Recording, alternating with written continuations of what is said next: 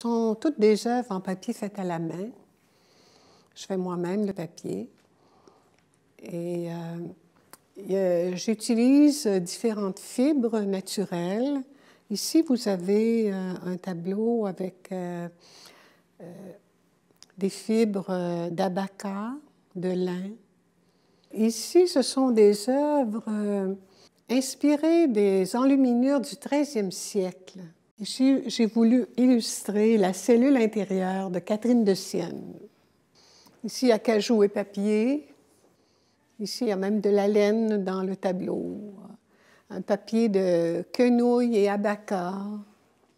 Ce tableau fait partie d'une série sur la création. Différents tableaux. Alors, ici, c'est la création des animaux. Ici, c'est la reliure 16e siècle allemand, avec un dos en bois. Et tout le papier est fait à la main. C'est un papier d'abaca, celui-ci, pour lui donner un petit caractère vieillot. J'ai un choix de cartes assez grand. Il y en a au-delà de 300 modèles ici, là-dedans. Chaque carte est unique. Saint-Joseph était habillé avec un papier d'abaca et Marie, un petit manteau de papier d'abaca et rhubarbe. Ici, c'est une sculpture en papier de coton sur une base en acajou que j'ai sculptée.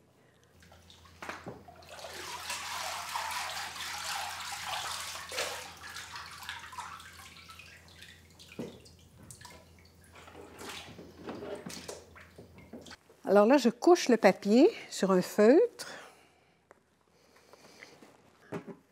Dans une autre cuve, j'ai de la pâte bleue avec des petits brins d'or et je vais ajouter des fleurs.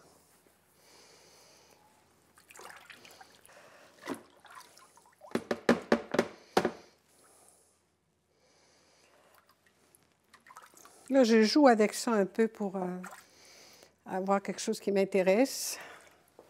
J'en enlève, j'en ajoute. Alors,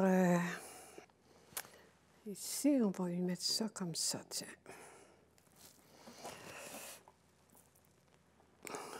Voilà, ça va être l'enveloppe.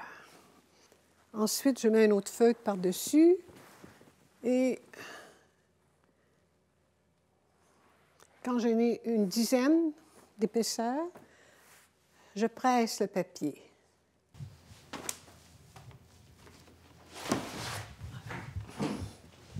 Il y a 7 tonnes de pression avec cette presse. C'est sûr que l'eau sort. Quand il y en a épais, là, vous voyez ça que ça sort, l'eau. Là, ça se voit moins. Ensuite, alors là, je couche le papier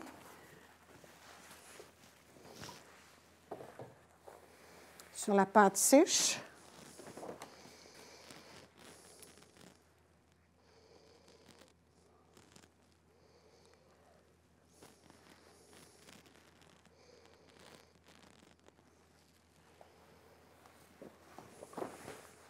Parce que ça absorbe, hein? C'est du coton, puis ça absorbe bien. Alors, il faut enlever encore l'eau. Il faut presser encore une fois. Vous voyez, il y a beaucoup d'opérations, hein? Je vais sécher ça maintenant. Ça, c'est mon séchoir à papier.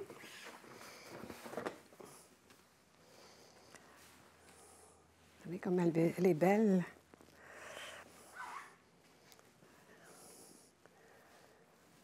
Alors, demain matin, ça va être sec.